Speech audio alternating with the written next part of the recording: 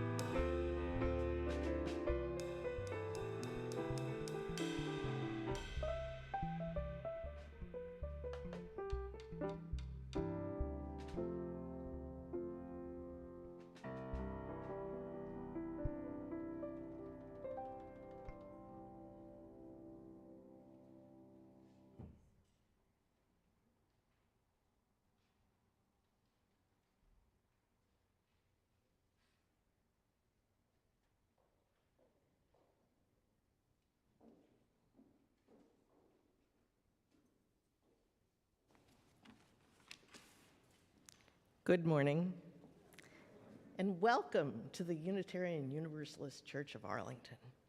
I'm Lisa Lerman. I'm a member of the Board of Trustees. Our community welcomes people of all gender identities and sexual orientations, all racial and ethnic backgrounds, all abilities and disabilities, all religious backgrounds, all class backgrounds. Whether you're a longtime member, a first-time visitor, or somewhere in between, we welcome you. The theme for today's service is a question. How are we widening the circle? Reverend Amanda and Rev CTC will talk about racism, realness, and relationships at UUCA. In the last couple months, the Board of Trustees has spent some time reading and talking about the excellent report by the UUA called Widening the Circle. And one of the lessons I've learned from that report is that, or maybe that has been driven home to me, is that even in a very progressive, woke community, there is pervasive, subtle, and not so subtle racism. There's so much to be gained by our reflecting together and individually on how to deepen our commitment to diversity, equity, and inclusion. I'm grateful that we're able to meet again in person and also that we're continuing to make the services available online. I still feel deeply connected to UUCA, but honestly, the pandemic has attenuated my connections with so many people that I care about. I look forward to beginning in the next few months to knit back those connections and also to continue to widen my own circle.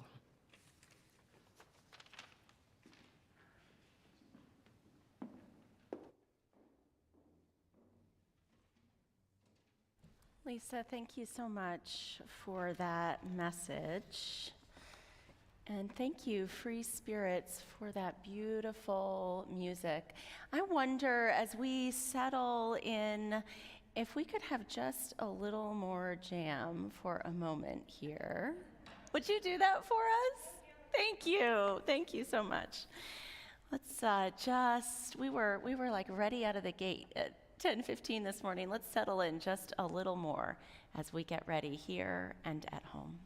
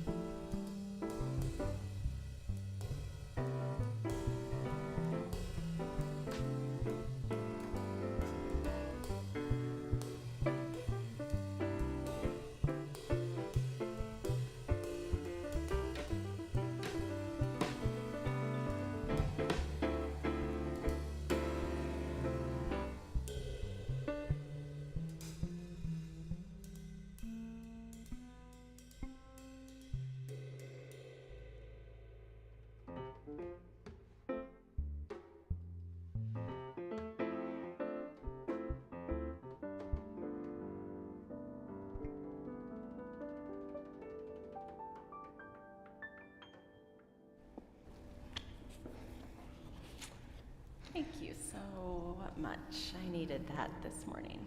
A little more jazz. A call to worship by two ministers this morning. We bid you welcome. We bid you welcome who come with weary spirits seeking rest. Who come with troubles that are too much with you. Who come hurt and afraid. We bid you welcome, you who come with hope in your heart. Who come with anticipation in your step. Who come proud and joyous. We bid you welcome, you who are seekers of new faith. Who come to probe and explore. Who come to learn. We bid you welcome, those who enter this hall as a homecoming. Who have found here room for your spirit. Who find in this people a family. Whoever you are, whatever you are, wherever you are in your journey, we bid you welcome.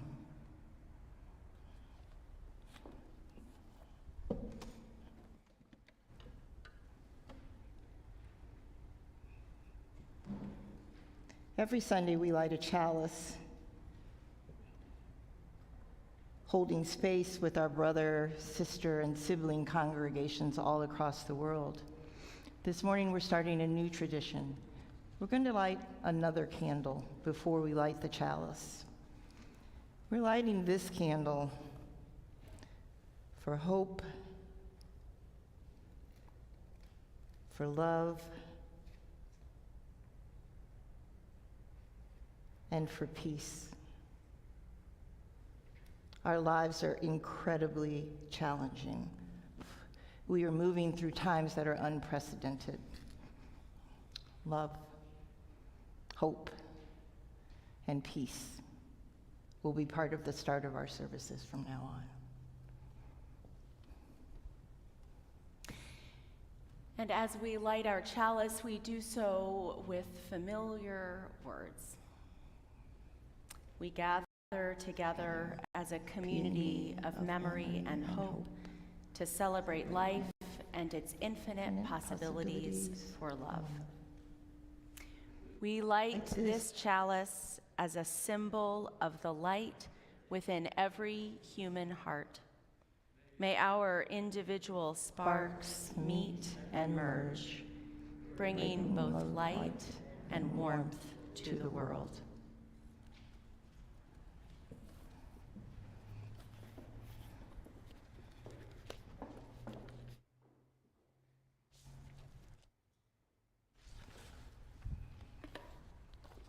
Once in a while, we get to do an amazing thing.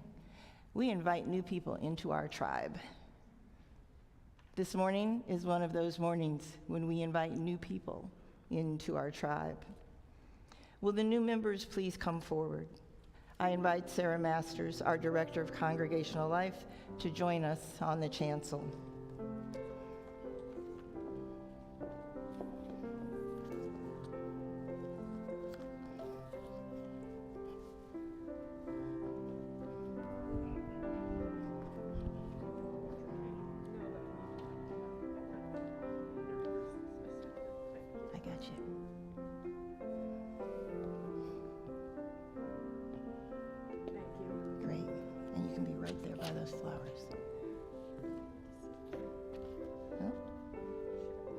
Would you rather sit? Are you okay? Okay, please. We got you.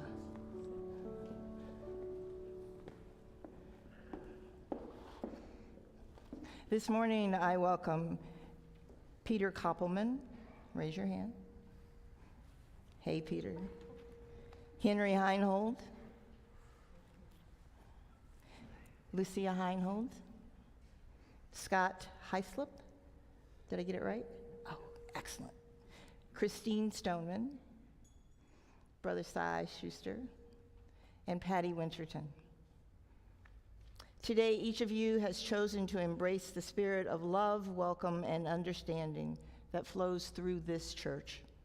It is my hope that UUCA becomes a beacon of light that illuminates your pathway through life, and you know that you are welcome in this community and wanted in this faith. Ours is a free church. We have no creeds. Know that you are encouraged to bring your ideas and beliefs to this community to share with others. I invite you to join with us in the religious search for meaning and purpose in life, informed by our own beliefs and the traditions of Unitarian Universalism. Will the members of the congregation please rise and body your spirit?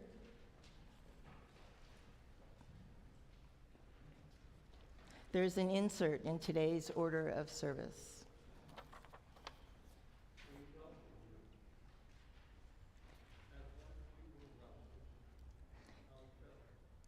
I only hear one voice.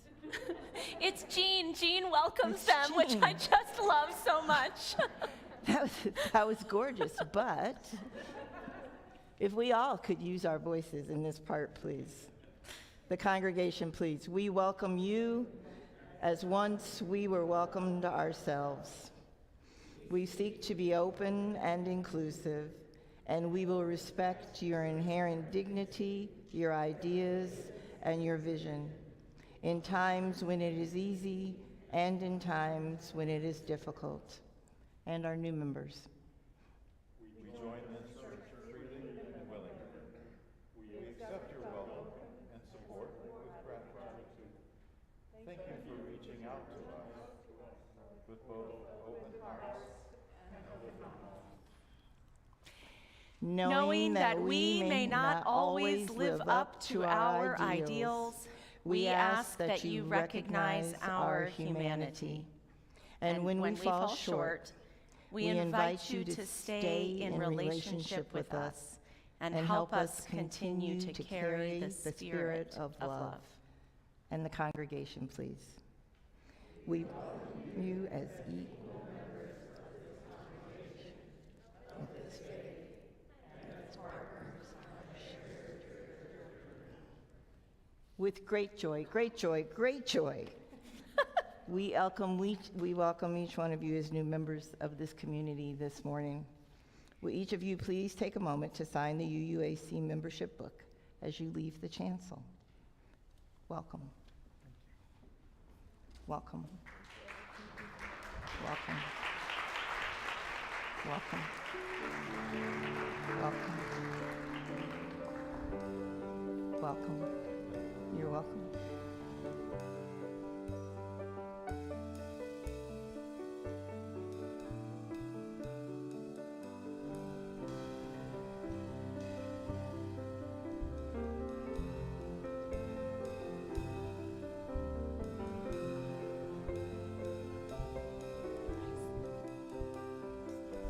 What?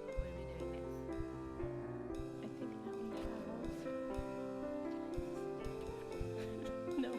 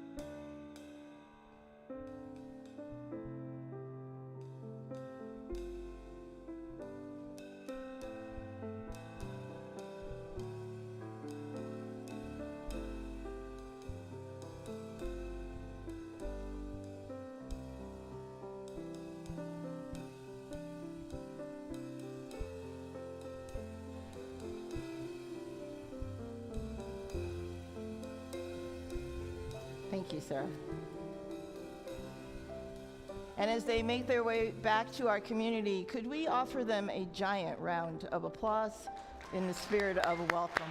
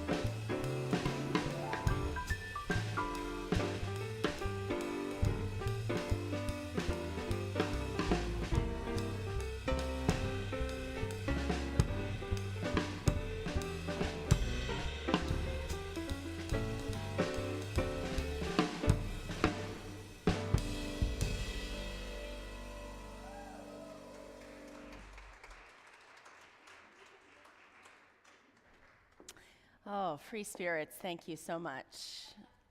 This is what my heart needs today. I want to let folks know, you may have been aware we had someone who felt ill just a moment ago. The ushers are taking care of him. He's just fine. All is well. And so a gratitude and care around him and around our ushers for making sure that all of us are safe and well when we are in our space together. Thank you so much, Alan and Gerda and Lila and Bruce helping out today. We come into this day with a lot on our hearts. Joy, perhaps, as we gather together. Delight as we hear the news of a historic a historic nomination for the Supreme Court.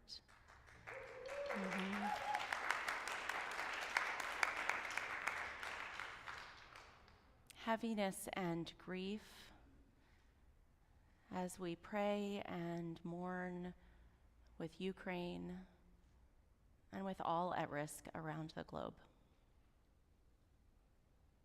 Our choir, who will sing later this morning, asked that we share that they are singing today dedicated to the people of Ukraine.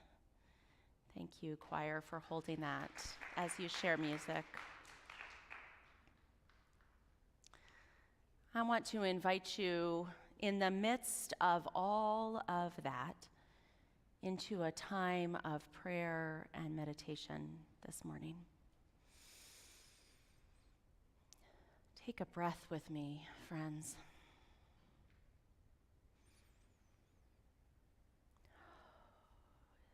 Take another, as deep as you like.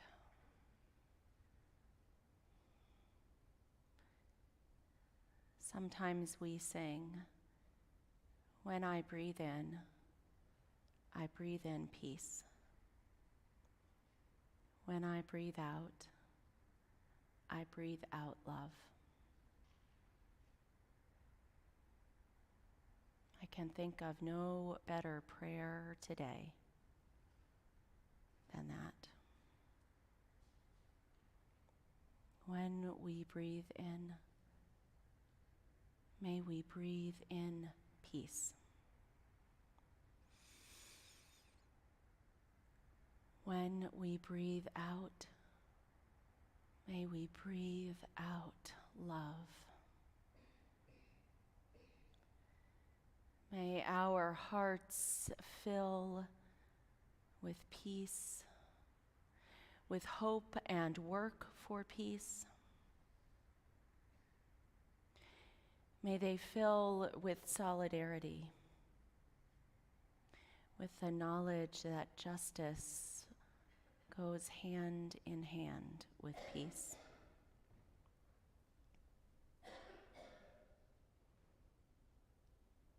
May our hearts fill with love for one another in all the ups and downs of daily existence.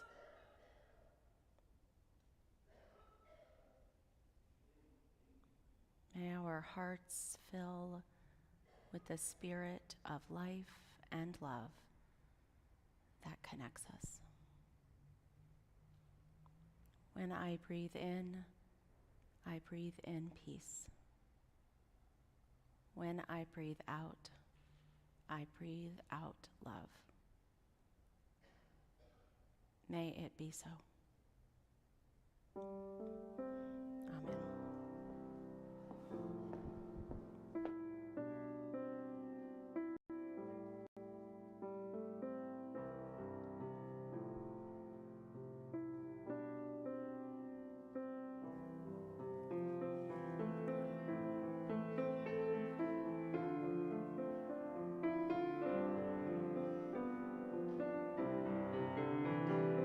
Fuente de amor, ven hacia mí y al corazón cántale tu compasión. Sopla volar, sube en la mar hasta moldear la justicia de la vida. Arraigame, libérame, fuente de amor, ven a mí, ven a mí. Spirit of life, come unto me. Sing in my heart all the stirrings of compassion. Blow in the wind, rise in the sea.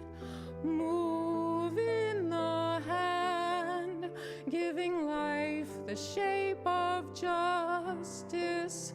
Roots hold me close, wings set me free. Spirit of life, come to me, come to me.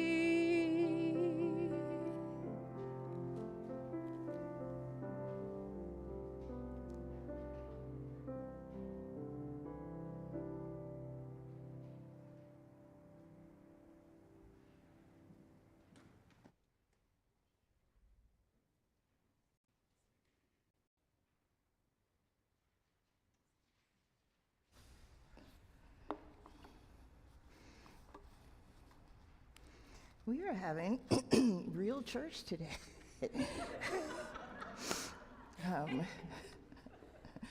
We're here. We're all here. We're in it to win it, and we're in it together. I will let you all know, I usually use an inhaler before I go on the chancel, and I forgot. So all is well. It was waiting for me in my office. This morning's reading was written by a fellow UU minister, Kalani Kasali. Are we living in a post-racial world yet? We get good at what we practice. Research now tells us very clearly what distinguishes amateurs from experts is the amount of time they spend practicing their craft. To become exceptional, you must do two things. First, you must practice with intention. You have to aim to become very, very good. You know, if you set out just to know how to do something or do it good enough, that's how you'll become just good enough. To become expert, though, you have to envision yourself as a master of your craft. Second, you must practice a lot and consistently. Studies show that amateurs practice about 3 times a week for about an hour per setting. That's kind of like what you do with Wordle now, right? Just like a little bit of Wordle. 3 times a week, hour at a time. So that's an amateur status. But those who develop into experts put in 3 hours a day, usually 7 days a week. They become consumed with their craft. In addition, there's a magic number. Becoming an expert demands about 10,000 hours of practice. These are Carol's words, not Kalani. Let's do the math. Divide 10,000 by 52 weeks. How many hours do you have to practice a week and a year to get to 10,000? I know it's a lot. That magic number, though. Becoming an expert demands about 10,000 hours of practice. That's 20 hours a week, every week, for 10 years. The notion of intentional practice also applies to how we become the beloved community.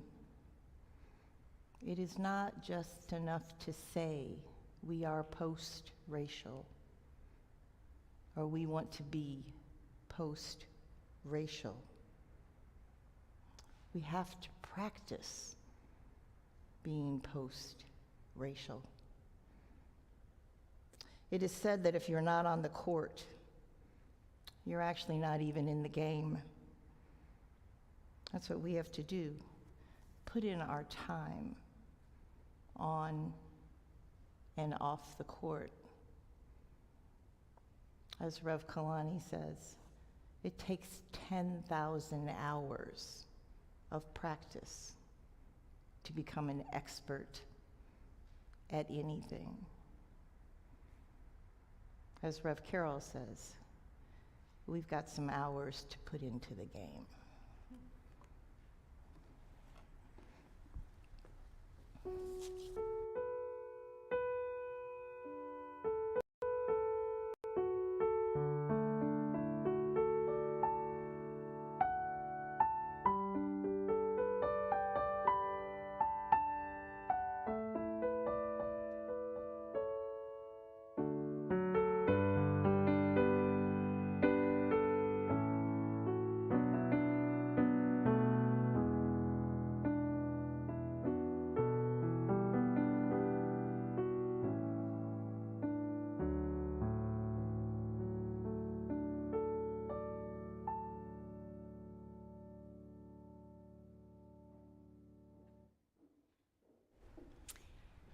perhaps you have noticed that Rev CTC and I are two different people. Huh. It's true. Who knew? I know. For instance, one of us is shorter.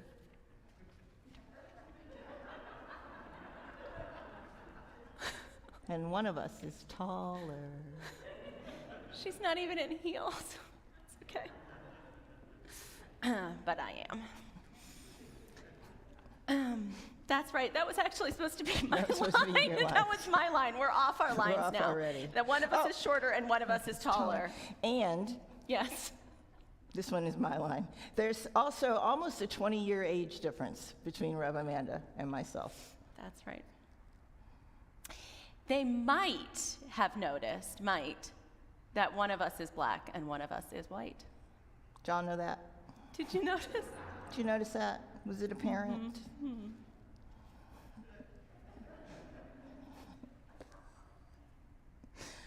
And you know what? They might have noticed our communication styles are quite different. People might have noticed that.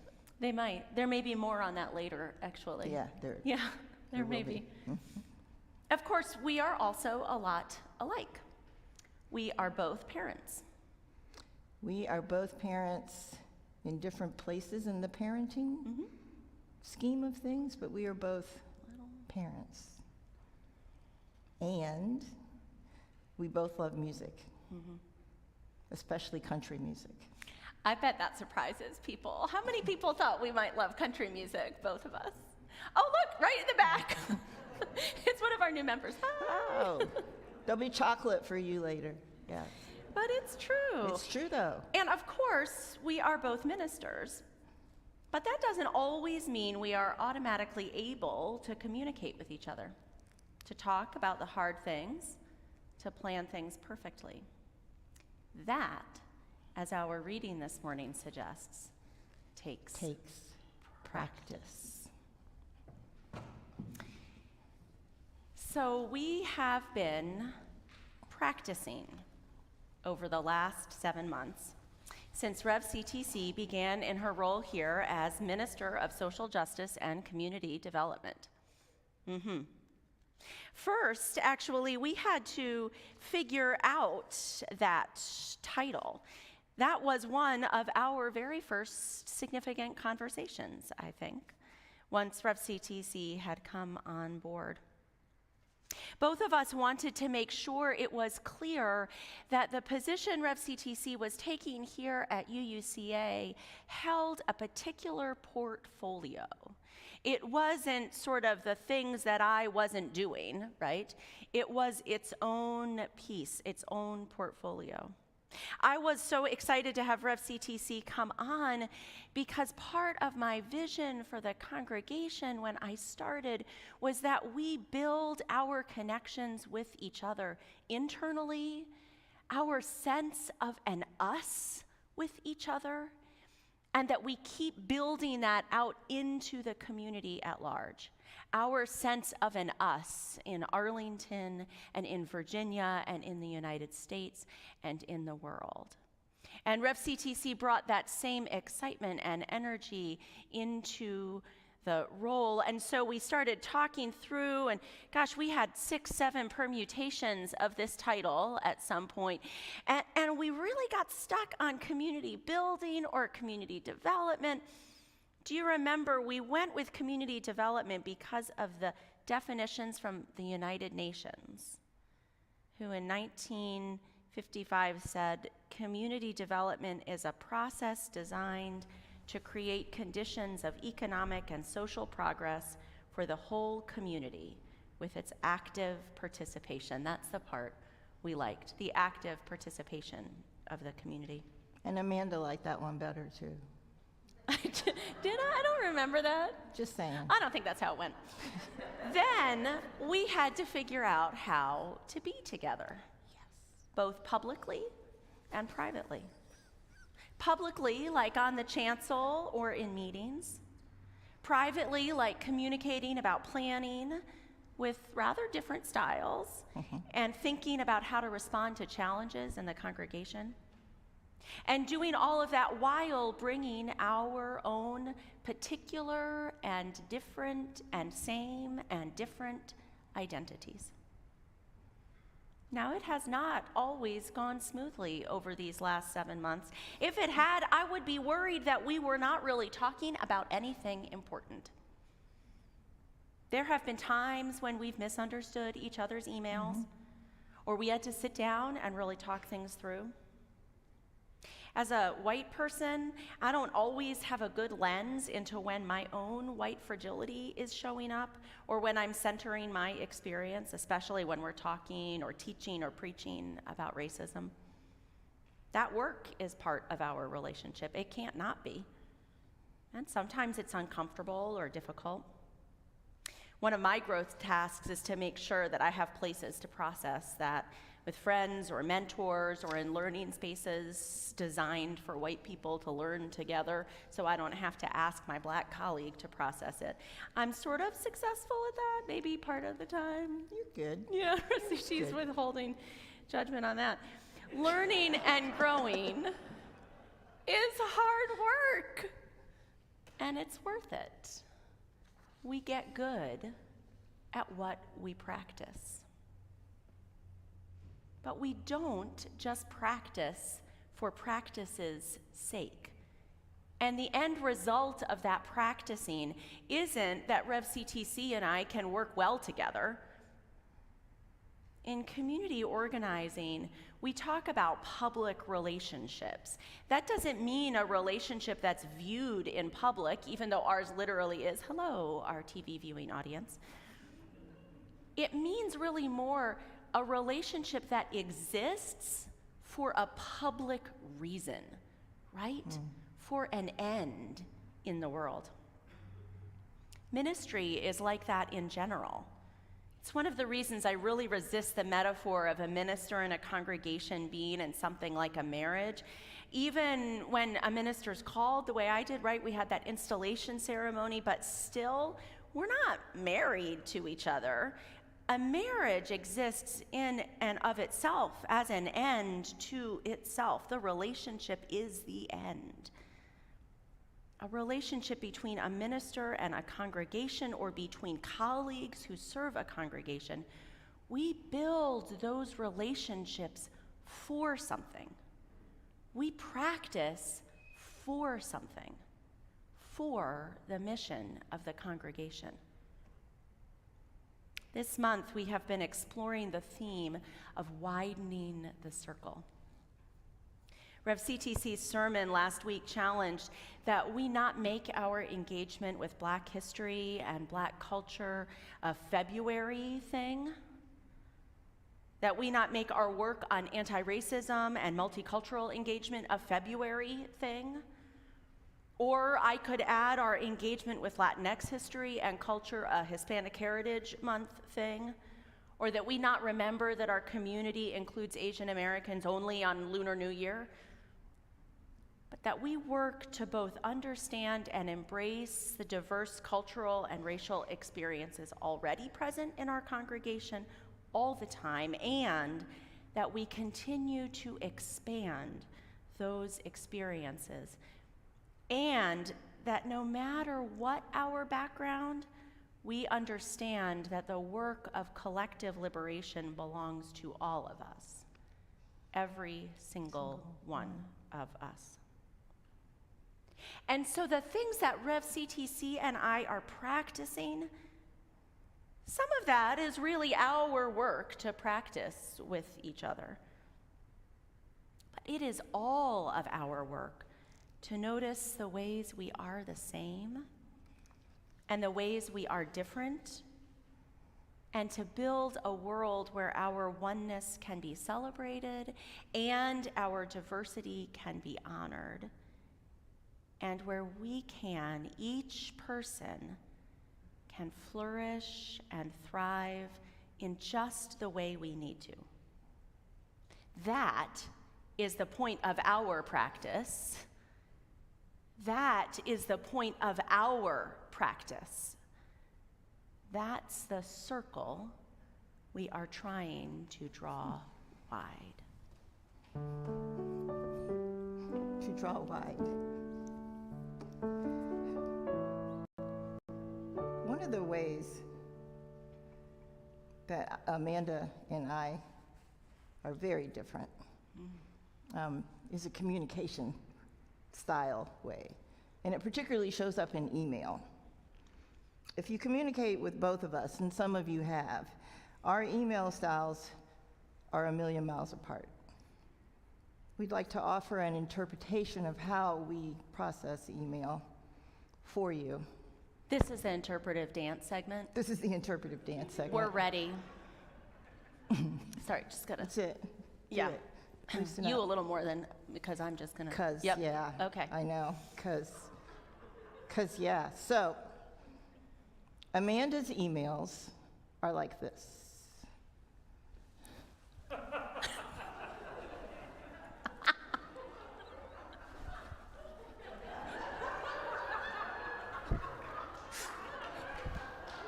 No, that's right, that's right. But wait, we could, perhaps, maybe. Thank you. That was so beautiful. I do try to go through and edit my exclamation marks. No more than 3 per paragraph. Rev CTC's emails, I don't really need that much room, are like this.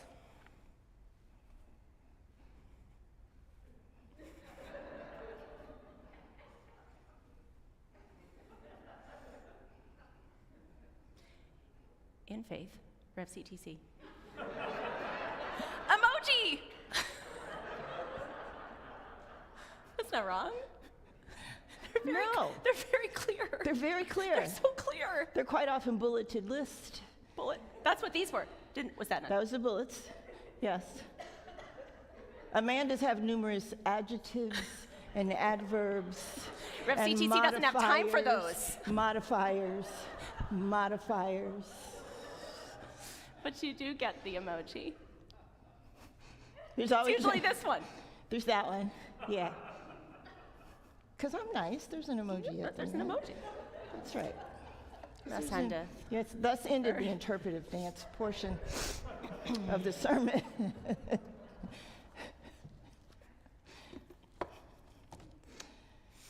Years ago, I met a gentleman at an airport. I'll call him John. We were sitting at the gate waiting to board a plane to Seattle. I was headed towards a long-awaited vacation. I hadn't traveled to the Pacific Northwest in a very long time. I was excited. I was ready to talk to anybody.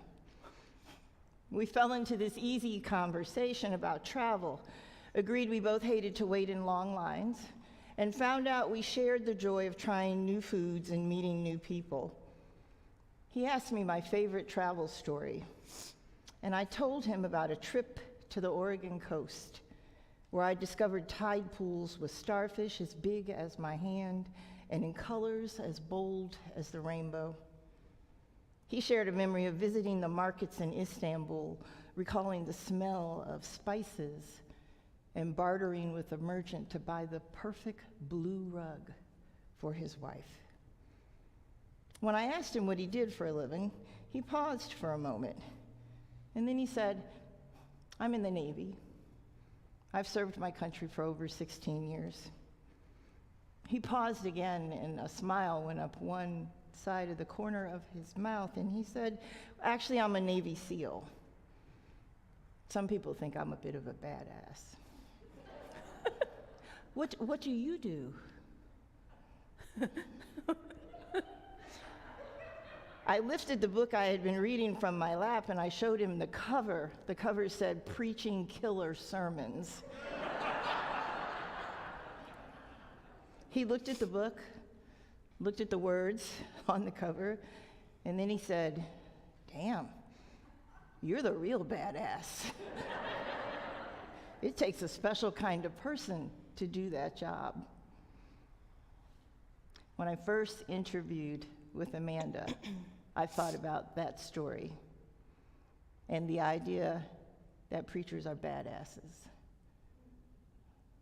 And I absolutely knew that if you all had both of us together here, it would be some amazing stuff happening up here on this chancel.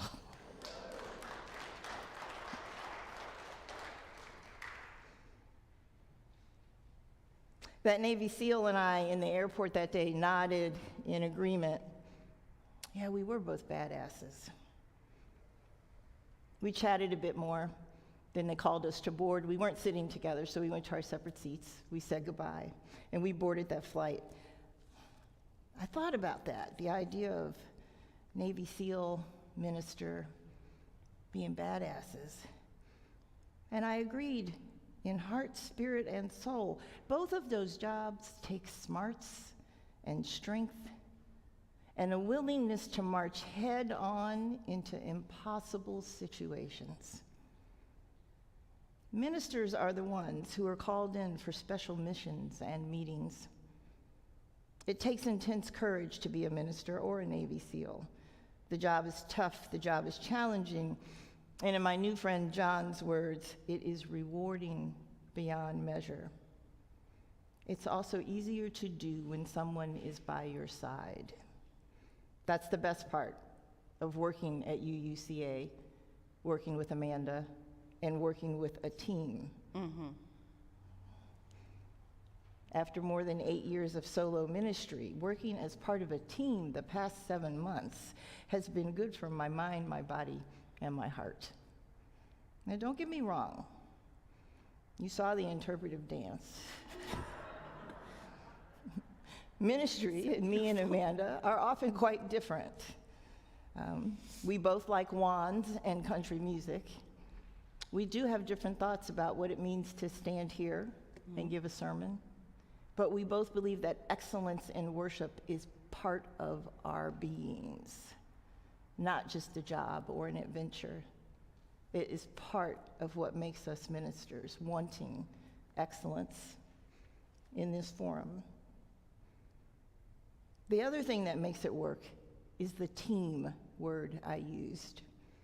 Nikki, Greg, Annie, Leanne, Sarah, Marianne, Sophia, Paul, Jose, and Amanda, we are all part of a team. We work together. And again, like I said, it's not perfect. But even when things get a bit crazy and confusing, when someone's ill in a pew, when a minister forgets their inhaler, when the one candle we were going to add to the service isn't here, and I can say to Nikki, please bring that candle and put it on the chancel before we start. Even when it's a little crazy, a little confusing, ultimately, it works. It works because we practice at being in relationship relentlessly. It works because we say please and thank you. It works because we never forget that we are not doing this work alone.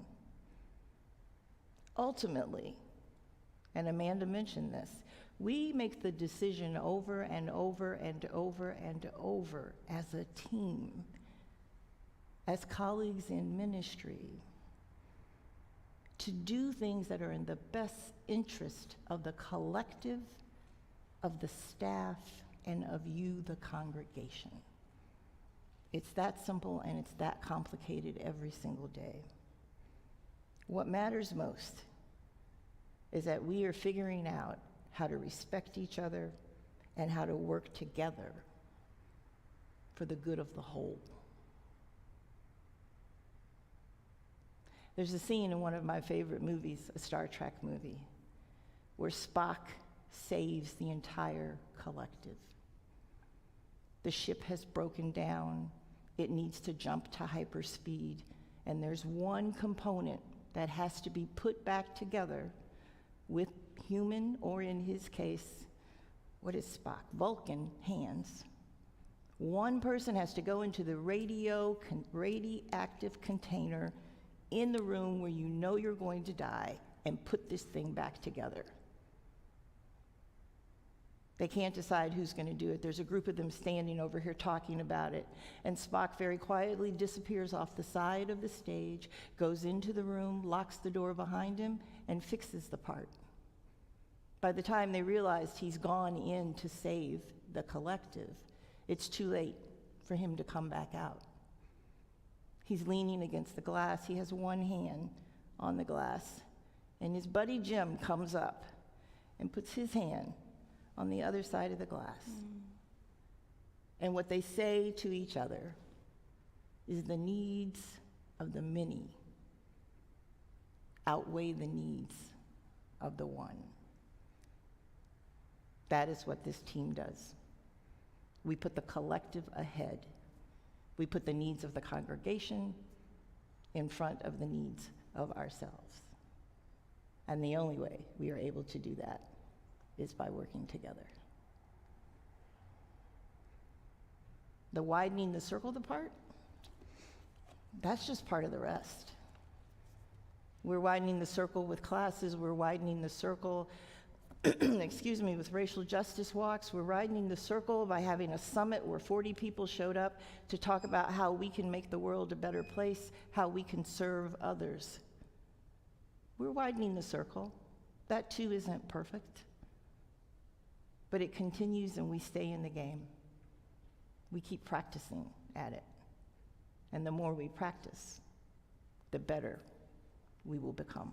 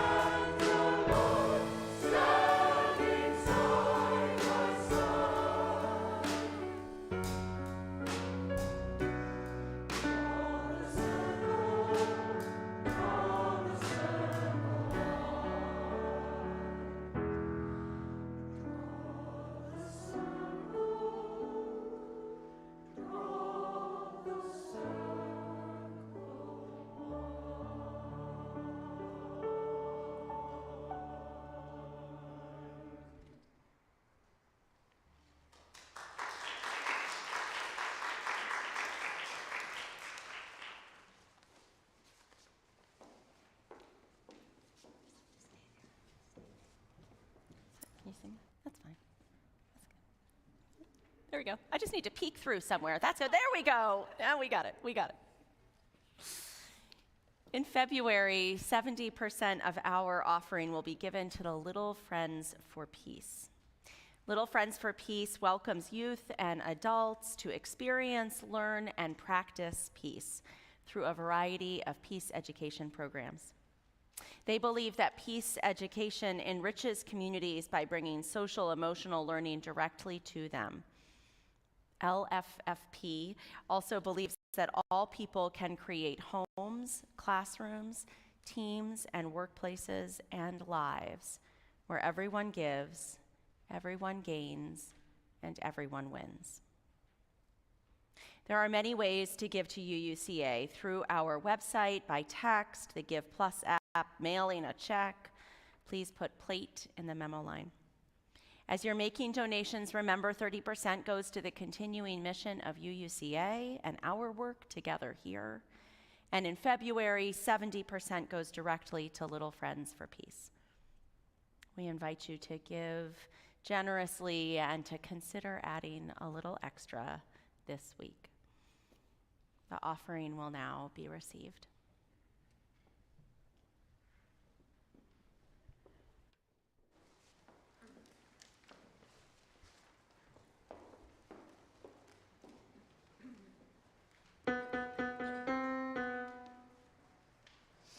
Glory, hallelujah, I shall not be moved. Anchored in Jehovah, I shall not be moved. Just like a tree that's planted by the waters, I shall not be moved. I shall not be moved. I shall not be. I shall not be moved. Just like a tree that's planted by the waters, I shall not be moved. In His love abiding, I shall not be moved. And in His confiding, I shall not be moved. Just like a tree that's planted by the waters, I shall not be moved. I shall not be. I shall not be moved. I shall not be moved. Just like a tree that's planted by the waters, I shall not be moved. Though all hell assail me, I shall not be moved. Jesus will not fail me, I shall not be moved. Just like a tree that's planted by the waters, I shall not be moved. Glory, hallelujah. I shall not be. I shall not be moved. I shall not be. I shall not be moved. Just like a tree that's planted by the waters, I shall not be moved. Though the tempest rages, I shall not be moved. On the rock of ages, I shall not be moved. Just like a tree that's planted by the waters, I shall not be moved. Glory, hallelujah. I shall not be. I shall not be moved. Glory, hallelujah. I shall not be moved. Just like a tree that's planted by the waters, I shall not be moved.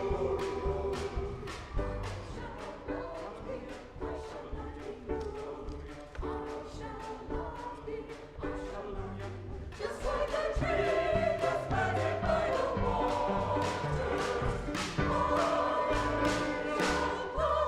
shall not be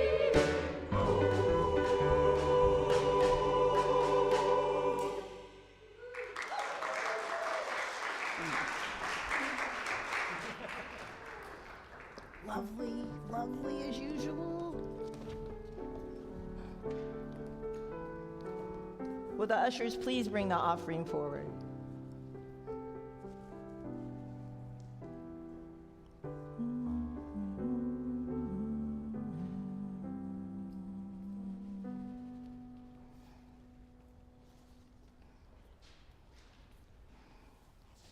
Thank you. Thank you. We bless and receive these gifts, opening our hearts to true generosity. Please join me. Let us be grateful when we give, be it time, talent, or treasure, for giving brings us joy.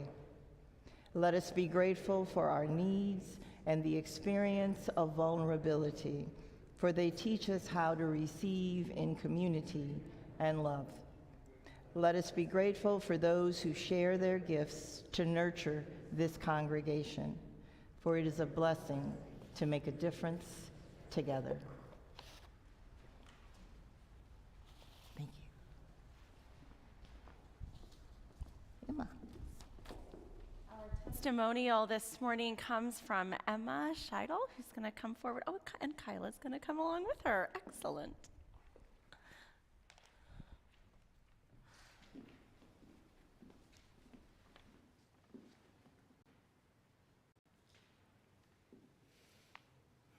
Good morning. My name is Emma Scheidel, and I'm here with my daughter, Kyla Saad, who some of you may recognize from her singing during services over the past year. Kyla and I first came to UCA in January of 2020, just before COVID changed our world. Kyla's good friend Anna attended the religious education classes offered at UCA, and after a Saturday night sleepover, Kyla asked if she could join Anna at RE. I was curious myself about UCA, having learned a little bit about UUs and knowing a few people who came here, and decided to check out a service while Kyla attended RE. I was very skeptical at my first service, as I have never been part of a faith-based organization before, but was pleasantly surprised that the service did not tell me what to think, but instead gave me room to think about issues beyond the day-to-day stuff of life.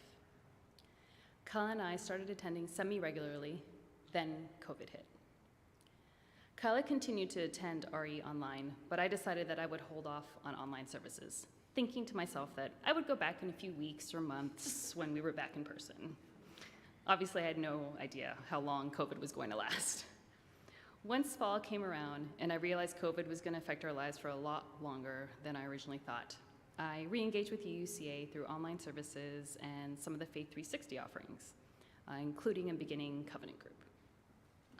My parents and I also took the Good Place Ethics and Philosophy course, which was really fun because the show was really interesting and engaging, but it was also really interesting to hear so many different types of people's point of views on ethics and philosophy, and the class taught me a lot about philosophy, which is cool. Like many of us, COVID was rough on me, and I found that engagement with UCA was such a lifeline during this time of social distancing. While the extra quality family time was wonderful, I missed authentic connection with other humans beyond my own family. UCA served to fill some of that gap, and for that, I am very grateful. In December of 2020, I was listening to an online service and had my aha moment. This particular service was so multicultural. Reverend Amanda shared a selection of Christmas books from all over the world in several different languages, including one in Japanese. My mother is from Japan, so this was a special connection point for me. In addition, songs were shared from different international cultures and faiths. I never thought I would attend such a multicultural service and never felt more at home. Being of mixed race and culture myself, I always took issues with faiths that claimed that their way was the only right way. It was so refreshing to be in a community that embraced such diverse cultures in one service. I never thought that I could find a faith-based community that embraced multiculturalism in this way, and was so happy to finally find a spiritual home. That aha moment led me to become a member of UCA in January of 2021. And now we are able to gather again in our physical space. When I was asked to contribute to the Capital Campaign, how could I not? Last month, I finally got a full tour of this beautiful space. And one of my favorite spots that I discovered was the mural in the chapel downstairs that depicts many cultures and faiths. That mural, once again, reinforced that I had found my multicultural spiritual home. So it is with gratitude that I support this new home of mine. And if you are grateful for what UCA gives to you, I encourage you to also contribute to the Capital Campaign. Thank you.